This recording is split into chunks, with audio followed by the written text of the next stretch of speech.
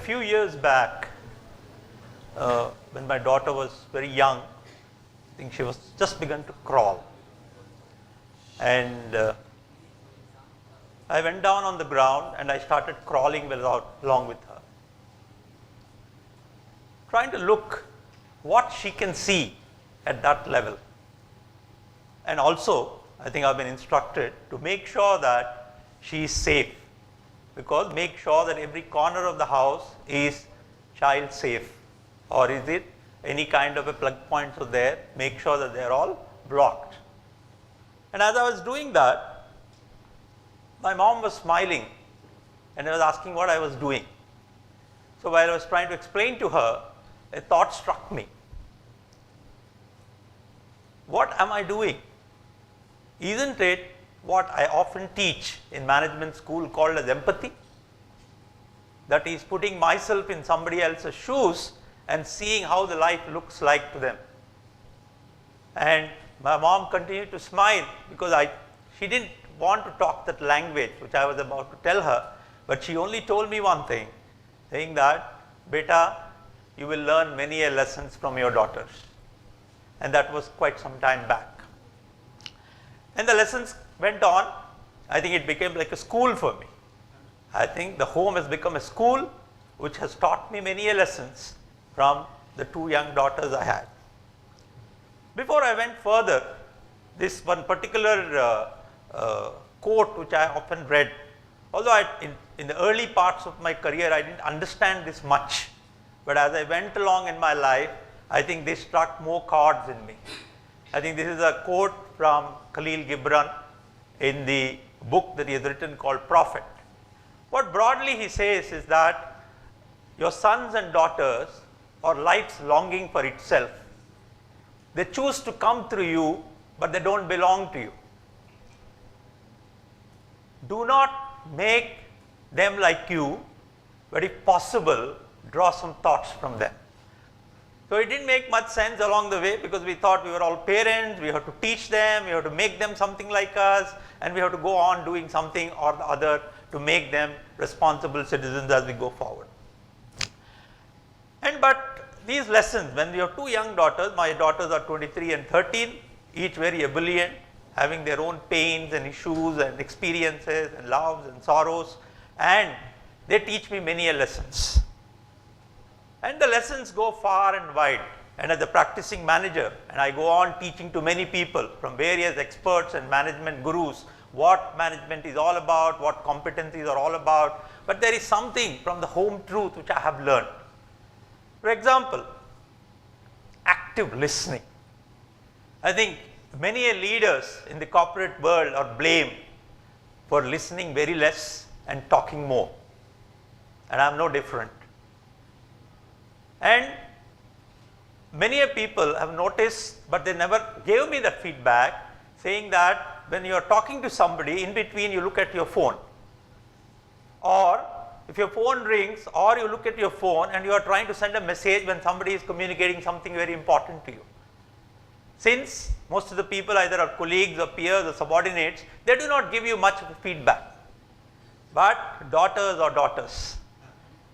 If something like that happens in my home, suddenly the conversation stops. So I keep wondering what has happened. I said, "Will you put the phone away?" So okay, I'll put the phone away. Or sometimes the phone is angrily taken away and put away in the corner and say, "Will you listen to me?" And I was wondering, I said, I do it often, this particular thing? So I went back and checked with some of my trusted colleagues. They sheepishly said, "Yes sir, you do this. Very often you do it." So, my God, what am I doing? I'm supposed to be a manager, trained guy, coach and mentor and so on and so forth. And there are the basics of actually listening, and I'm failing on that. And this particular lesson went on further and helped me to look at various aspects of communication. What am I doing with respect to that, and some of the learnings which I had from them. And there is an interesting tale about storytelling. I think my colleague spoke wonderfully about stories, telling stories by which you can enthrall the audience and connect them to the subject which you are speaking about. I think it's a great art. It is taught in most management schools today as something, it is the basics of communication. And storytelling is what I think I really learned from my daughters. Having come from a vernacular, small town, honestly, I have never been exposed to many of the fairy tales, and I have never read them actually. Maybe I read Ramayana and Mahabharata, but none of the English fairy tales I never read. And when my daughter was acting in a drama called Hansel and Gretel, I was wondering, what is this tale actually? I never read about it. And in fact, my wife does not miss the opportunity to tell me the gaps in your knowledge. And this interesting part, while they actually sometimes mock at me, but they help me. The stories I read to them actually helped me to relive my childhood and got to know the various aspects of the stories and make me believe that storytelling is some of the most fundamental ways of communicating and connecting with the people. And the number of stories, I think the drawing room and the dining room where we get together to have some dinner, the amount of stories they tell, the characters they bring to life at the dining table, I think you just look at them with awe. And they go on and on and on. And you start at dinner at 8 o'clock and go up to 10 o'clock and your hands are going dry, and I'm a very fast eater. And they sit down there and they keep yapping away. And makes you believe that I think this is where they are connecting, they are telling, they are sharing, they are actually creating that kind of a bond with the audience with who they are meeting. This entire storytelling is awesome about it. But this is about the storytelling and the active listening. But there is something more deeper which I have learned, is about managing and coping with stress and failure. I used to think, oh, only corporate leaders who have to manage a lot of priorities, or very professional fellows who have to do a lot of juggling of priorities have this kind of stress. But actually, when my 4-year-old, first time I allowed her to go to the school, I used to drop her to the school, she refused to get out of my hands and go into the classroom. So I was wondering what's troubling her. The teacher was trying to pull from one side, I was trying to let her go, and she runs out from the classroom and comes and again gets on top of me. So I was wondering, what is it? And I realized, I think it is, whether it is a 2-year-old or a 90-year-old, I think the priorities, the juggling, coming out of the comfort zone, going into the unknown causes stress. And it is now different from actually muffing up a big presentation in a work life. I think a similar kind of stress is encountered by all of us at different points of time, and it taught me that in a big way. And failure. As a teacher myself, I used to always say that you learn more from failures than successes, because the successes, they come and then they fleet away and go away. Failures, they remain with you for a long time and make sure that the learning is permanent and remains with you.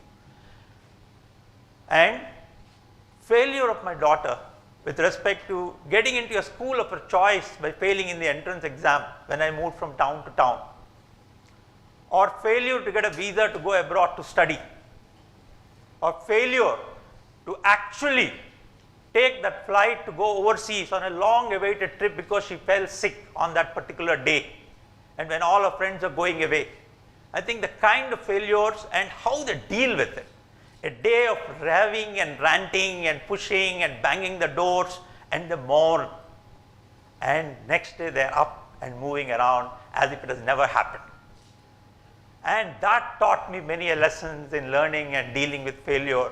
There are many other things which I might have encountered, I might have dealt with. Because I think we tend to put a little too much. Because for example, I was just telling somebody, day before night, my younger one is going for a 7th standard term 1 exams. And we were talking about some marks, and I asked her how was the Hindi paper. And she says, it was not very good. So how will the marks be? So she turns around and tells me, he said, Dad, do you remember your 7th standard term 1 exams Hindi marks? It doesn't matter. It's exactly the words she says. It doesn't matter. I will do well, you don't worry about me. I'll take care of myself. And this is about learning about stress and the failures, and they are profound. And only thing I realized is that I'm not listening enough. Maybe it was happening all along, and a lot of these things was being said, they have been thrown around, and we are learning or not learning from all those kind of things.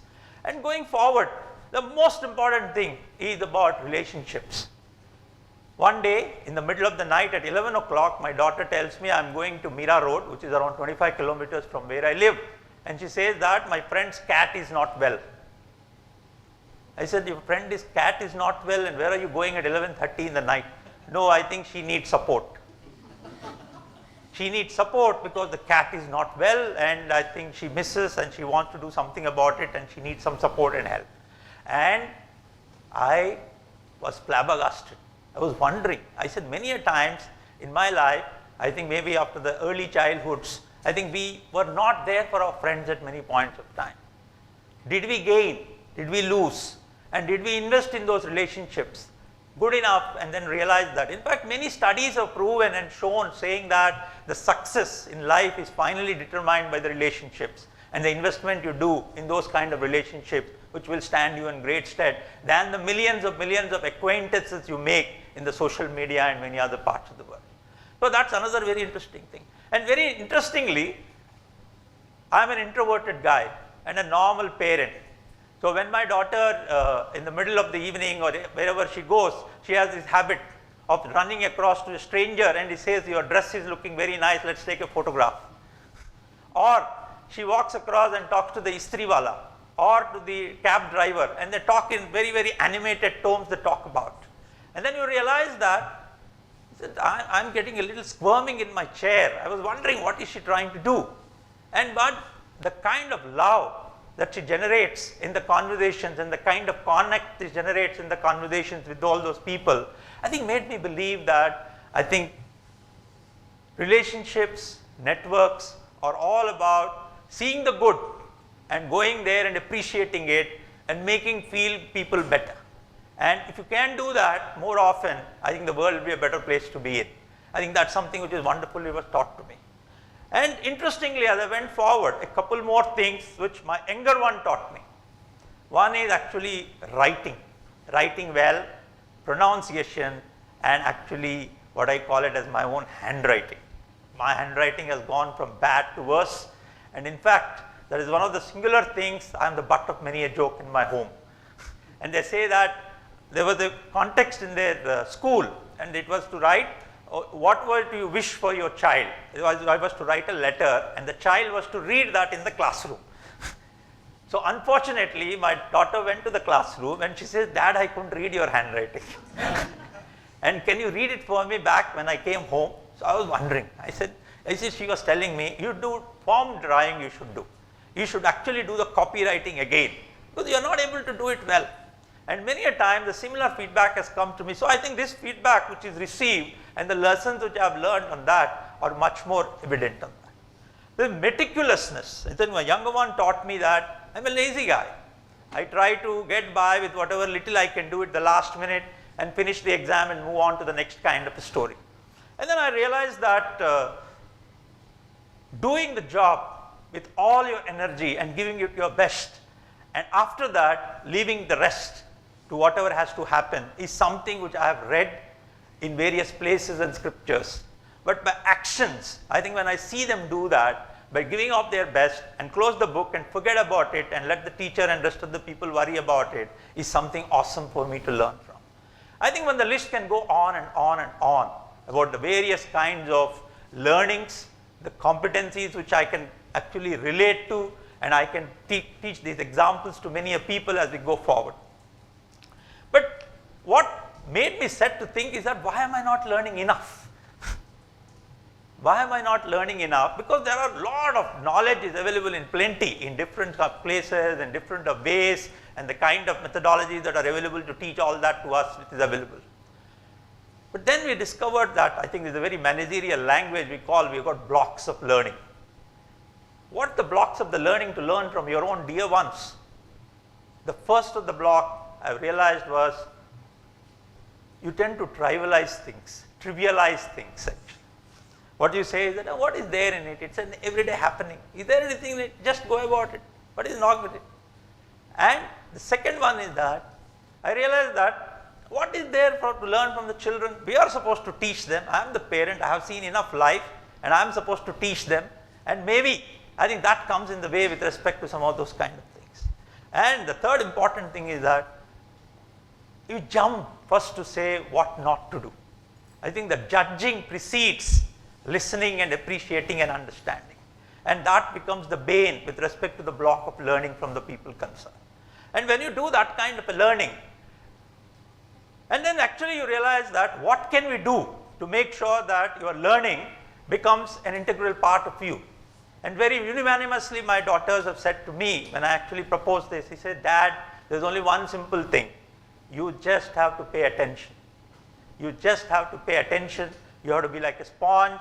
You observe, you reflect, you review, and then you become parallel and you learn the lessons from the same. And then actually as I was trying to retreat and think about this kind of a thing, I realized that university of lifelong learning does not happen anywhere but is in your own home from the dear ones. And with that, I think I also thought, I think it was not very emptily said, child is the father of the man. I think long back somebody said it, it's a proverb, and it is true. There is so much to learn from our own dear ones, and I think that's what it is. Thank you very much.